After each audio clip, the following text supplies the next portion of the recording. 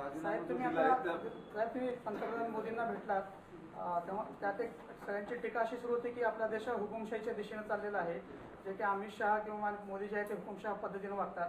ह्या निर्णयामुळे तुम्हाला असं वाटतं का की मोदींची किंवा सरकारची जी देहबोली आहे त्याच्यात फरक पडेल आणि देशामध्ये परत एकदा संवादाचं सगळं वातावरण तयार होईल, विरोधकांमध्ये विशेषतः जे लोकप्रतिनिधी आहेत त्यांच्यामध्ये पण भीती असते? मी सांगू शकत नाही, पण मी मोदींना आग्रहाने हे सांगितलं, डायलॉग सुरू करा, बोलायचं नाही बंद, आणि पोलीस यंत्रणा या मुलांच्या विरुद्ध वापरू नका.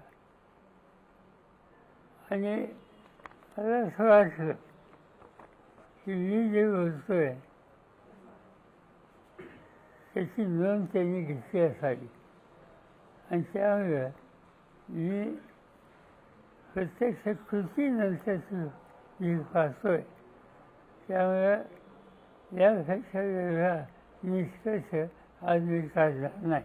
साहेब, सरसंघचालक जे आहेत ते काल बोलताना असं म्हटले होते की डिक्टेशन नको, संवाद हवा. म्हणजे त्याचा हा परिणाम वाटतो का तुम्हाला? मोदींनी इतक्या तातडीनं बॅकफूटवरती येणं आणि हा राजीनामा, म्हणजे इतके दिवस जो दबाव, ते 2-3 दिवस गेले, लाठीचार्जनंतर जो तयार झालेला होता रोष, त्याचा दबाव स्वीकारून ते तसेच काम करत होते, राजीनामा घेतला नाही. काल सरसंघचालक बोलल्यानंतर मात्र बऱ्याच हालचाली झालेल्या दिसतात.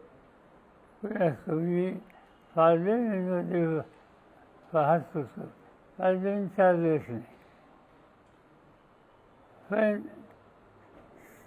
विविध पक्षाचे लोक भेटत होते. मोदी ज्या पक्षाचे आणि त्यांना ज्यांचा पाठिंबा आहे त्याही पक्षाचे लोक भेटत होते, हळू संशय.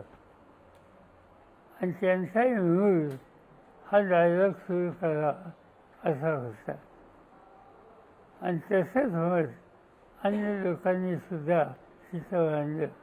त्याच्यामध्ये ते भागत सुद्धा असावेत असे दिसते.